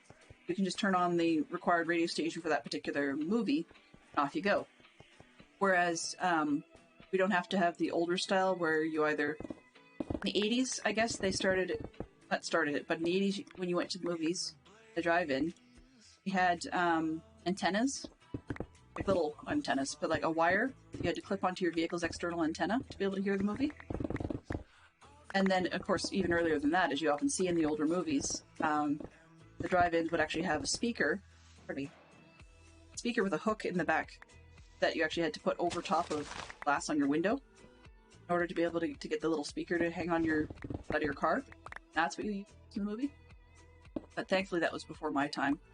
Because I don't mind, as long as the clouds aren't covering the movie, I actually don't mind watching drive-in movies in the rain. It's a lot of fun. So I like that we've moved to a style, at least within my lifetime, that we didn't actually have to have windows open to be able to do that, watch the movies. Yeah. Well, I mean, that's actually one of the things that's come up popular, or becoming more popular in Canada, is people can rent inflatable movie theaters. Movie screens. And I kid you not, they're like 90 square feet. They're big. And then these these screens you can put up either in your backyard or a public park, and then you can host a drive-in style movie. I think that's really cool. Ours took a little longer to disappear, but longer than yours. But then again, it went downhill quite a while. Like, there were people that struggled to try and make it happen. Strange enough, the thing that killed it was actually the prevalence of what we jokingly up here call the Rainbow Theater. And it's only rainbow in that it shows movies that are not first run. After they leave the main movie theater, then if you still want to see it in a theater, go to the Rainbow Theater, or the cheap theaters. Which, when you consider that a good movie seat in a big theater now costs in Canadian dollars about $13.50, I think, some of the good ones. Now, I mean, that might be for some of the better seating types, but when you look at that, and then you get a cheap theater seat for $5 per person, that's actually not bad. But it doesn't mean that they're super popular anymore. It's just that if you want to go out, it's a great thing. And some of those ones make money by actually renting the theater itself. So you can rent the theater and show, as long as they have one of the movies they've got at that point to run. Like if it's for kids movies, for example, they were doing the Paw Patrol movie, and you could actually book a birthday party or something where you get the whole theater and you get to see the movie for just yourself. It's kind of cool. Yeah, the land is way too valuable in a lot of these. Ours wasn't. That's maybe part of why our drive-in lasted as long as it did, was because it was actually relatively close to an oil refinery-ish area, or oil storage or something, and which ended up being a problem for the neighbors, actually, leakage into the soil. But that, and it was also not too far from a landfill, so though there was no scent blowback or things from, like, results from that being nearby, that explained the large open spaces. But we did end up getting a higher incidence than people would have liked of seagulls, or trash gulls, I guess, bothering the drive-in, just because they lived on the trash piles nearby. But then again, I mean, landfills were operated differently back then as well.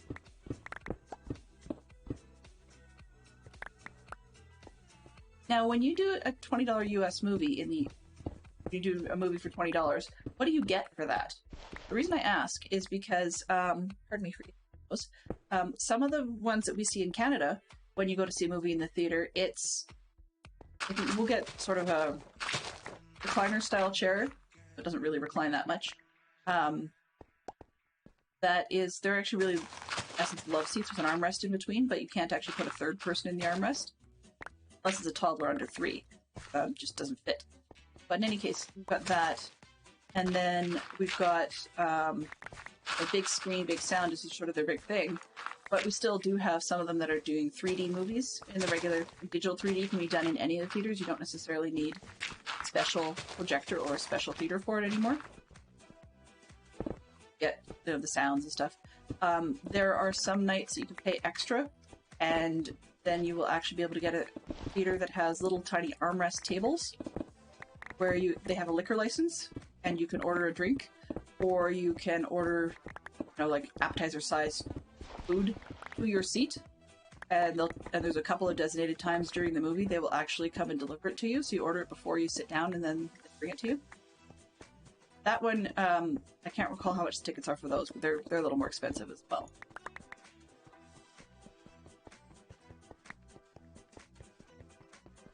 We used to have, I don't remember who the third one was.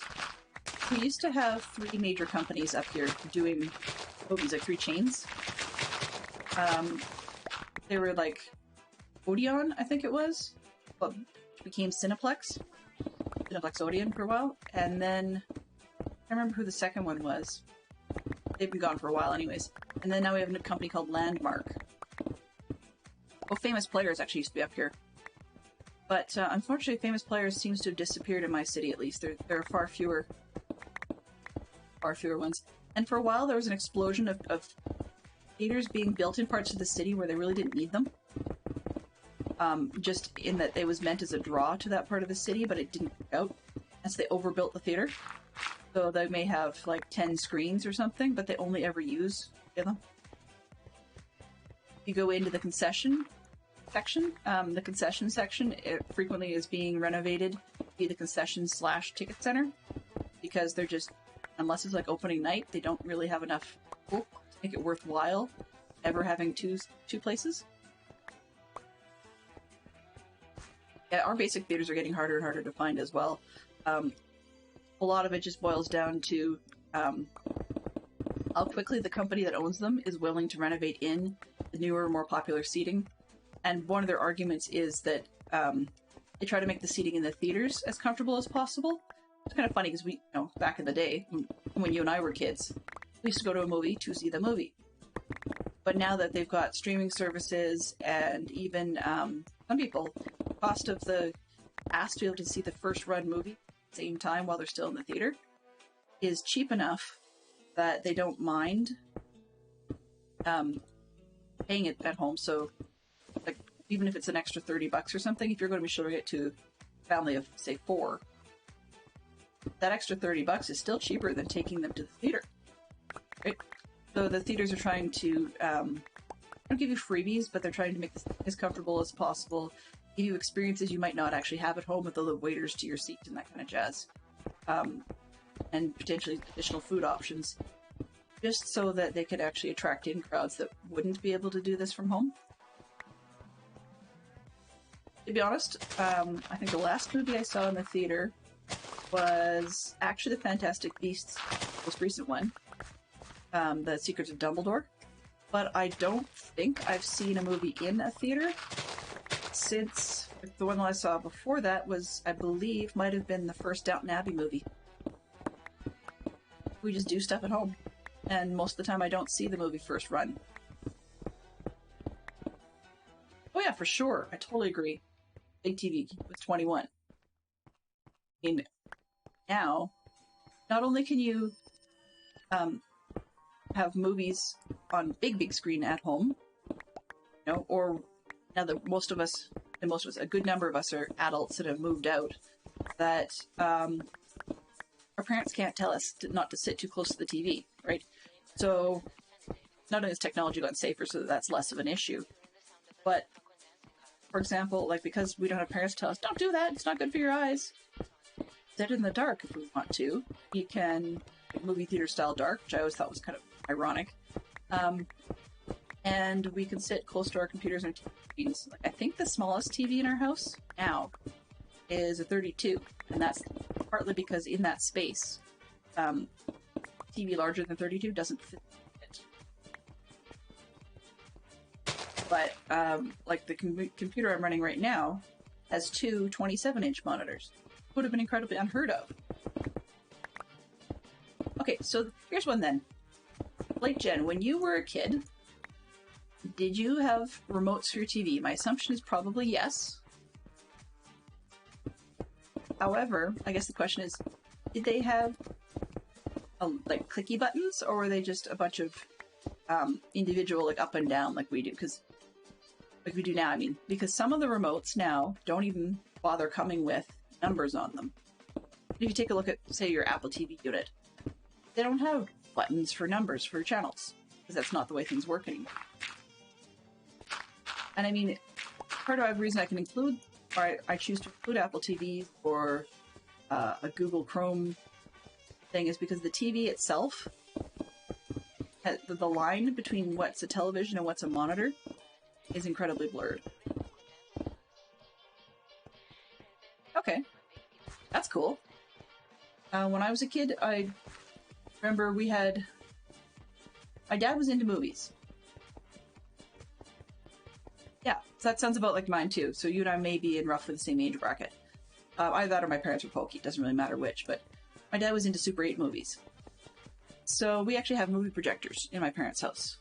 I'm old enough that when people do, the baby pictures or the baby movie, I was that kid who got their parents taking like Super 8 3-minute rolls of film of them in the bath doing whatever it is, or rocking around on the little rocking horse and stuff like that on Super 8 film. So that was me. My brother did not get that. He got VHS, I believe. But growing up, we had no remote for the TV itself, but we did have a VHS player, VHS video player, but it had a really weird, janky record system. Because it was all physical buttons, right? Like you pressed a button like in an old tape cassette machine, and it popped up the tape holder, and then you put your tape in. It's the kind of thing you have to expect people to put a sandwich in these days, you know? When they talk about the kids who stuck their sandwich in the DVD player. Yeah, it's totally that kind of world. Then when you wanted to record and pause a show, the remote, in quotes, was actually a button on the end of a there's probably about a 15-foot wire that you actually plugged into the front of the recording, the VCR. And you sort of sat there obsessively watching the show, and the second that a hint of commercial came on, you'd hit the button and hope that you didn't screw up and catch it too early, or that you didn't get mistakenly confused by something in the show. I think my dad had a Betamax briefly, and then they did sell that. But yeah, he was one of those weirdy people that you would think of, you know, the Handycam crew, where you had a film everywhere. No, we had a full-on VHS. Like, I kid you not, the variety that sits on your shoulder. But the first one we had that I remember didn't have a tape. We actually had to we had a newer VCR at that point. We actually had to put the VCR itself on a shoulder strap and clip on batteries on the back of your VCR. And then it had like a 5-foot cable or something that went from there to the video camera, which couldn't hold the tape itself, and that sat on your shoulder, so you look like a newsman. It was really weird. And of course, my dad wanted to take that and go and film stuff at the, for lack of a better term, the local county fair, but it's bigger than that. In Calgary, they call it the Calgary Stampede as the greatest outdoor show on earth. So it's pretty big, and we actually have some pretty big names that come to it for concerts and stuff like that, in addition to usual Midway Fair and so on. But he would insist on taking this thing with him and go and film things at the Stampede. Pardon me. And then we'd go hours and hours of editing afterwards. Editing galore. Oh, and don't ever ask a Super 8 guy, film guy, to actually start transferring his media to VHS. I swear the guy should have made a business out of that years and years ago. Hey, one of his more harmless hobbies, so could be worse. So I would bet, here's a question for you then, Lightgen. If you guys owned things that you'd bought to play on your Betamax player, as far as you remember, did your family re-buy them so to get new copies when you eventually switch formats? That's one of the things that I've always wondered about. Some things I've rebought when we switch formats from, say, VHS to DVDs, or from Blu-ray to Blu-ray. Some of them I've rebought, and some of them I had pirated copies in the new format. My argument was, well, I owned a license to the old one, and it's not my fault that the technology doesn't exist for to play it. That's a really weak sauce argument. It wouldn't stand up in court, but hey, made me feel good. Oh yeah, car phones were huge, physically huge. I remember actually one time my friend's mom got into a car accident because of her car phone. And it wasn't because of the car phone itself. It was that she was so used to absentmindedly driving a car that had the handbrake in the middle. But then the newer car she'd had, when they got the one that was able to accommodate the car phone, it had the car phone in the middle. And so she got into a situation where she actually needed a handbrake, but unfortunately picked up the phone and proceeded to rear-end someone. Car phones were physically huge, though. It was insane.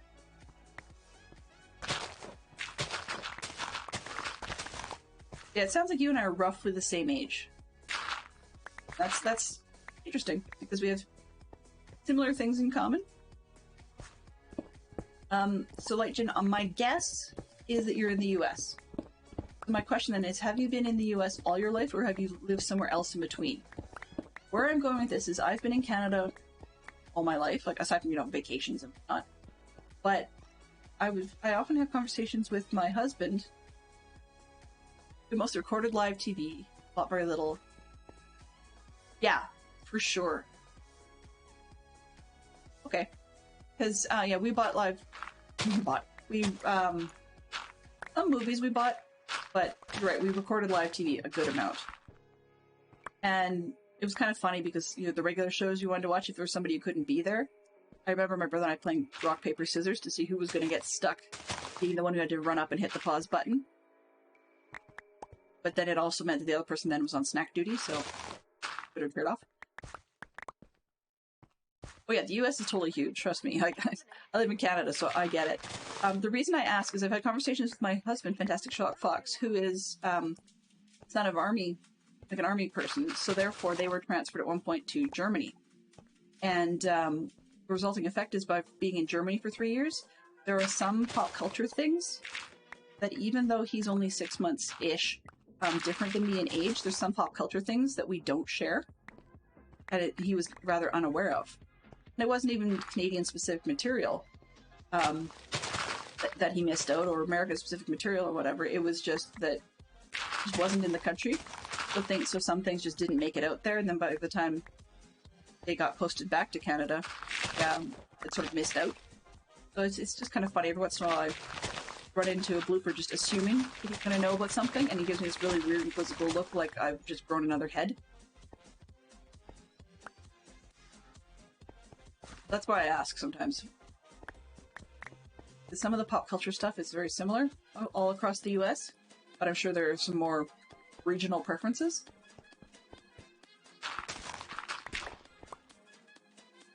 That's funny because I've heard it said sometimes if countries get really big, almost like the various states are their own mini countries, just because there are some state-specific things.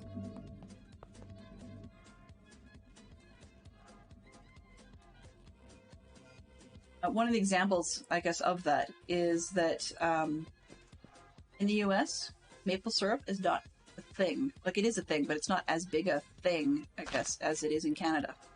What I mean by that is I was having a conversation just this morning about how people like different things on their waffles. Some like table syrup, and some like maple syrup, and some like fruits and other corn syrups, and so on and so forth. And it's interesting to note that maple syrup in the US seems to be far more of a regional thing with proximity to where you can get good quality maple syrup.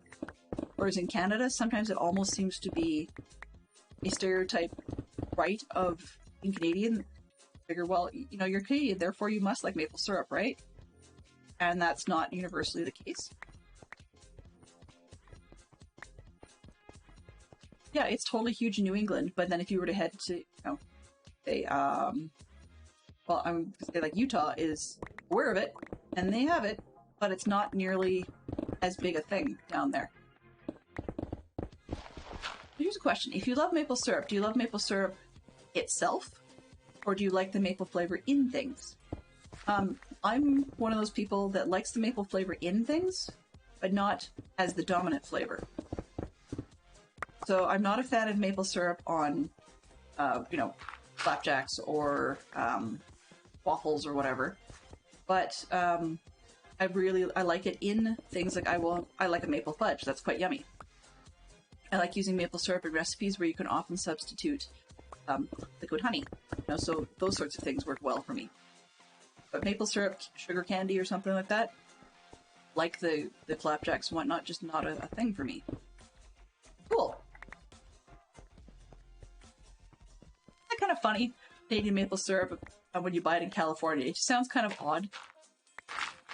I've got a neighbor who is French. I mean, she speaks English and married an Englishman and whatever, but her dad lives with them. And he's from Quebec, even though I'm out in Alberta, one of the western provinces. But he periodically will go visit family and whatnot in Quebec, and he brings back, like, by the dozen cans of maple syrup, like the size of a soup can, and gives them away to all his friends and neighbors, and do something nice for him. Sometimes you can just simply say hello and remember to be a nice person. Just, would you like some maple syrup? So usually I can be well stocked with it, but it's just kind of funny because the older the gentleman gets, fewer the cans become, and I'm okay with that, but I just find it amusing.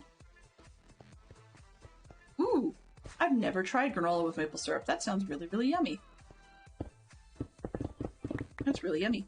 My mother suggested to me at one point, actually, that I try making, strangely enough, a party mix, like nuts and bolts. A sweet version. A little bit less messy, I guess, by using maple syrup. Because the one I do now is basically it coats lightly with corn syrup or honey, and then you roll the thing or dust it, quite notably, with powdered icing sugar. And that is sweet like no tomorrow. Her suggestion was to actually consider maybe instead putting the whole thing in just maple syrup and then doing a light bake-off in the oven. See if that will actually give me something sweet that will hit the sweet tooth part without actually being so in your face sugar. And to smuggle in real maple syrup. I'll admit, not all table syrups are created equal. But while I say I like table syrup, I'm kind of picky. It's not about brand. It's some of them are really good and some of them are just dreadful. In which case I will have real maple syrup any day. Because at least you know what you're getting. Like, it's predictable flavor. Yeah, a lot of restaurants only have fake syrup. It's a lot cheaper that way.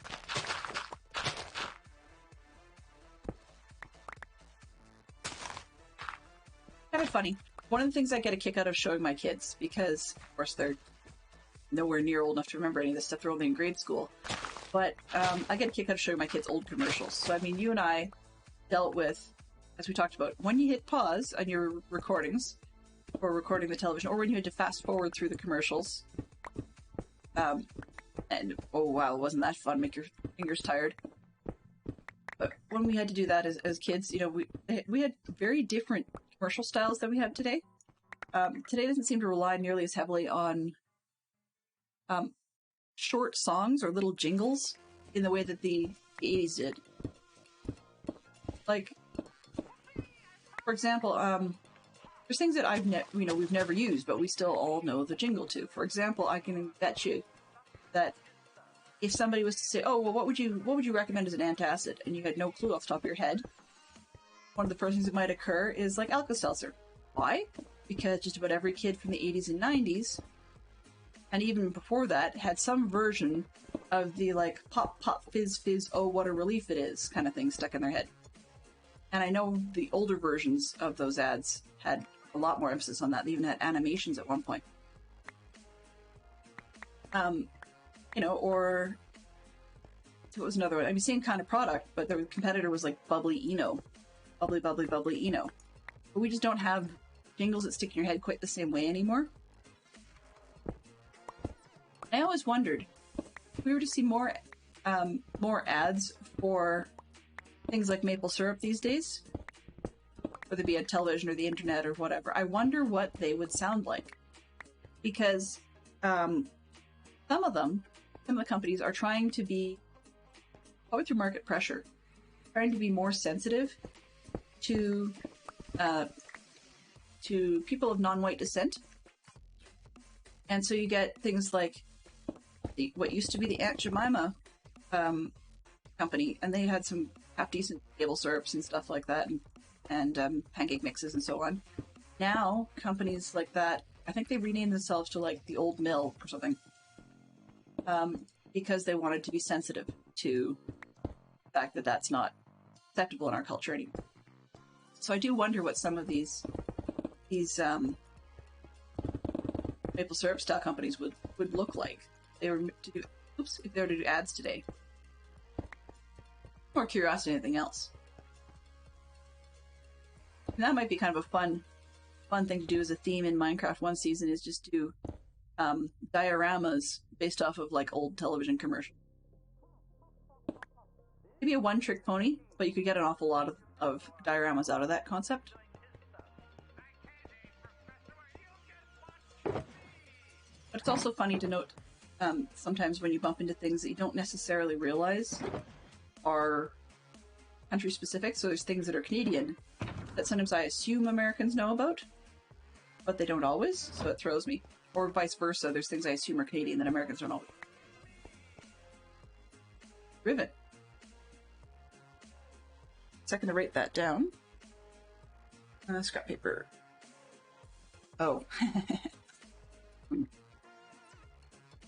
Sorry, the laugh was because I had a spit take, just due to smiling about something and coffee went up my nose, and I'm still finding results of that. Okay, so it was called... Hold it there. The House Jacks. House Jacks. Oh, the House Jacks did a song called Driven.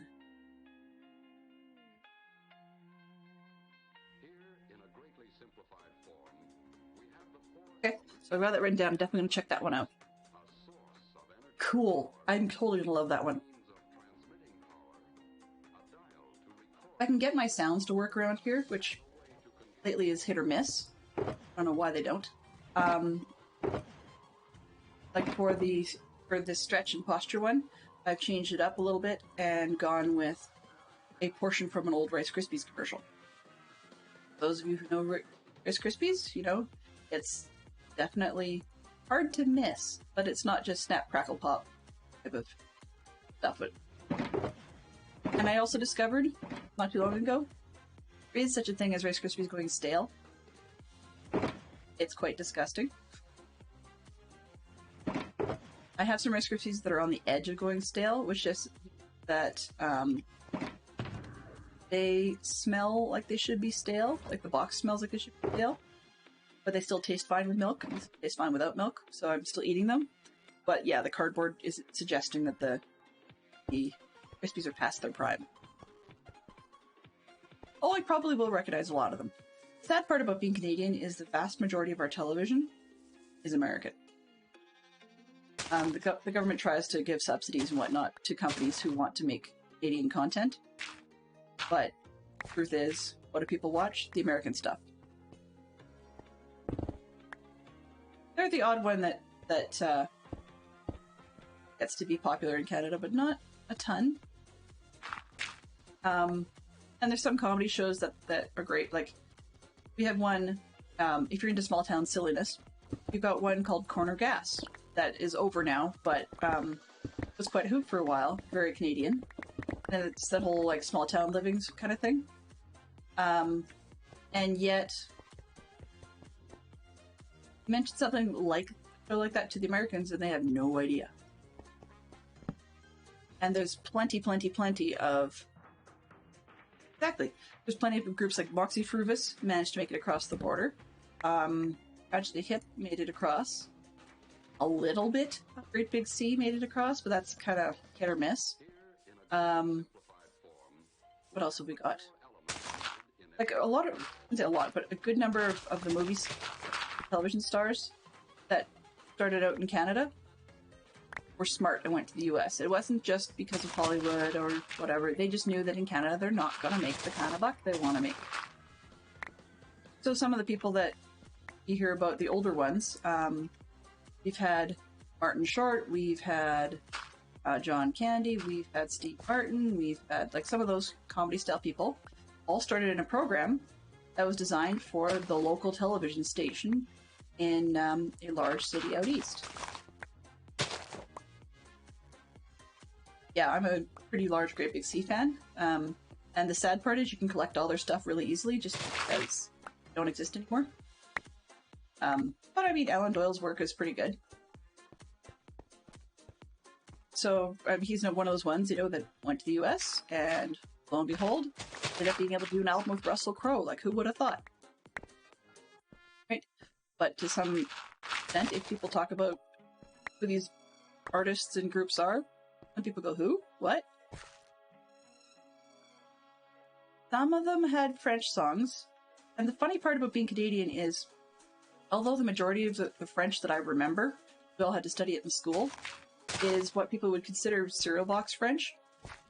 I don't even necessarily register a whole lot of the songs Great Big Sea did in French because some of their songs were multilingual in the song. And so I just sort of glossed over that French bit. But, yeah, like, I was listening to, this afternoon, I was listening to the Chemical Workers song. Sounds weird, but it's one of those Great Big Sea ones that kind of get stuck in your head.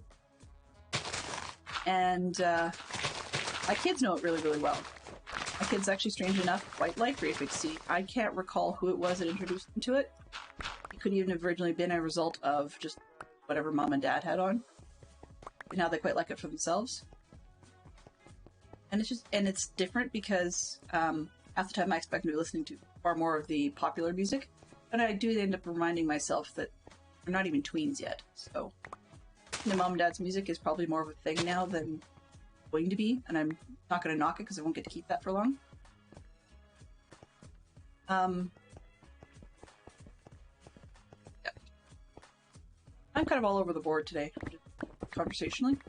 The reason, I think you may have missed out on the conversation earlier, or a little bit of it, and I probably should have asked my daughter's permission before breaking this, but my daughter, I feel like a bit of a crummy parent, because when my daughter was little, she didn't want to soothe her. You know, not every kid does. Grown. She wanted to suck her fingers. Fine. You know, when they're sub 2, that's great. When she's getting into grade school, well, and it's not the first grade either, it's a few grades later, then should not still be doing that. The resulting effect is we took her to the orthodontist. You know, so she's got what's called a crib in there, and the idea is just things like stiff metal straws and or stiff plastic straws, you know, or pen, pencil, your fingers, whatever some of those other random things are people like to suck on or chew on, just don't fit, and that's to help break that habit forcefully. But in any case, how that plays into this was that because, as kids do when they come home with whatever their version of railroad tracks are, the orthodontist had encouraged her to practice her speech again by doing things like singing or reading aloud. I asked her to read aloud this afternoon. That was a no-go. She stared at me like, Mom! So instead, she knows I like to sing, whether or not the great plan for everybody else to hear is a different question. I'm not terrible, but I can hold a tune. But yeah, people just put up with it. Anyway, suffice to say, so we were going to YouTube and using it, a lot of the videos of songs with lyrics across the front. Some of them were outright karaoke. That's my preference, is straight out karaoke, and if I know the tune well enough, then I'll do the song. But my kids wanted to do some where it's guaranteed they don't know the tune, and we tried one, and yeah, my daughter can't hold a tune to save her life. She's not bad when you do the bone conduction part, where you stick your finger, not in your ear, but on your little teeny flap that blocks off your ear, so that it forces you to hear what you're getting through bone conduction as opposed to hearing your voice away. And then she can be on key, no problem. But yeah, until then, so we were singing a lot of stuff. We were listening to Great Big Sea, and we did, was it Eiffel 65's I'm Blue? My husband listens to a lot of, he likes a lot of soft jazz, like coffee house kind of jazz stuff, or he'll leave our national broadcasting station on, which is, I don't know how to explain their music. It's very good. It's a very strange, eclectic mix. Sometimes you'll have pop stuff of groups you've never heard. Other times you'll have pop stuff of groups you do know. You'll get stars in other areas hosting shows where they say, hey, this is my music, in terms of like, this is what I listen to when I'm not doing my job in the music industry. So, great. But then Saturday afternoons, unfortunately, is repeatedly Saturday afternoon at the opera. I detest opera music with a vengeance. It's not because I don't know the language. It's in the same way, for me, music has to be, I have to be able to hear it and understand it. So, yeah, big band music works for me, or band music in general works for me. I quite like a lot of oldies music and older era music, simply because I find it more eminently singable and or groovable, I guess, probably a better way of putting it. I once worked with a guy, which confused the heck out of me, but I once worked with a guy who was the lead singer in a heavy metal screamo band. And that's not a huge deal. I mean, it was just a tech support job, so nothing too exciting. But he was simultaneously going to seminary school to be a preacher And yeah, so you had this, help you with your email type tech support job, and sings heavy metal and screamo. It really kind of bent my brain a little bit. That's okay. I will be wrapping it up within the next 5 minutes or so. I just was being a little bit bullheaded and wanted to finish this row. Then we'll find somebody to raid out to, because I suspect it's probably a huge Stormy Owl evening. So we'll head on over there. Let me just see who is on. Nope, she's not. So I'll have to see who is on this evening that's actually remotely family friendly. I'm watching a few that I tripped over that either don't play Minecraft or are not family friendly. So I just want to make sure I get somebody appropriate. Otherwise, we'll just call it. You're not going to miss anything, Jen.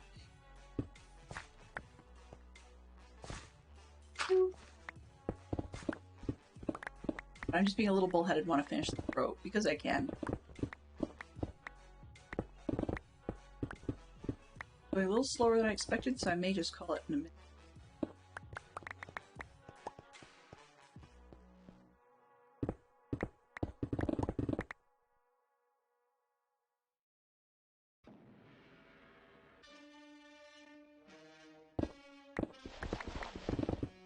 So we've got enough that fairly soon. I still want to get all the way through. Would absolutely love to get all the way through by the weekend. I'm thinking that's going to be a little optimistic. I'm going to go as far as I can today. I may do a couple of streams more chopping on Thursday. And then when we get into stream on Saturday, the majority of it will be laying down the art. I can, before I have to return to any more chopping. I really want to do the art part for everybody soon, because this is getting as old for me as it is for you. Either that or I'll have to find something else interesting to do for the second stream, because I'm fairly certain I won't be able to do 4 hours worth of carpet laying in this distance. That's just not likely. Tomorrow's stream, if anybody is around, I'm hoping I will get the luxury of doing 2 streams again. We'll have to see how my kids behave. Because my son has his soccer, and I don't know if my daughter's going to want to go to his practice or not. If she wants to go to his practice, then I will go, because I quite like watching his practice. But if she doesn't want to go, then my husband will take my son, and I will stay home. But then I may get an opportunity to stream if it doesn't need to be super interactive. But tomorrow used to be called Whatever Wednesday. I've fallen in love with Valheim, so Wednesdays will just be Valheim Day. There's no mnemonic to go with that. Oops. So that's what I'm doing on Wednesdays. And yeah, that's about it. Thursdays I will be back doing more of this. So we're cutting it close. We'll just see if we can make it before the weekend.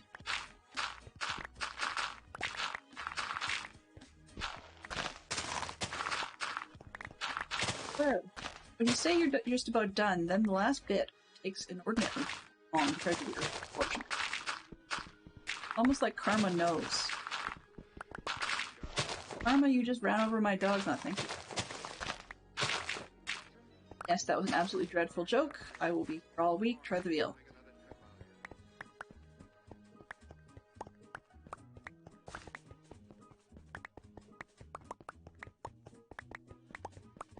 Okay. Before I get too many neighbors, let's sleep out the night. And it looks like there's not anybody live off of my watch list. Whoa, that was close. Wait. Not anybody live off my watch list, therefore I will probably just simply call it a day. But I want to say thank you very much to who hung out. And a special thank you to LightGen for dropping by and being willing to have a conversation with me. Always a pleasure. Hopefully I'll be able to see you guys around soon. We are getting closer and closer and closer, ever closer. So we will hopefully be able. Oops. We will hopefully be able to get this thing started as soon as possible. No promises, but I'm working really hard on it because I want to get in there. I want to get that going.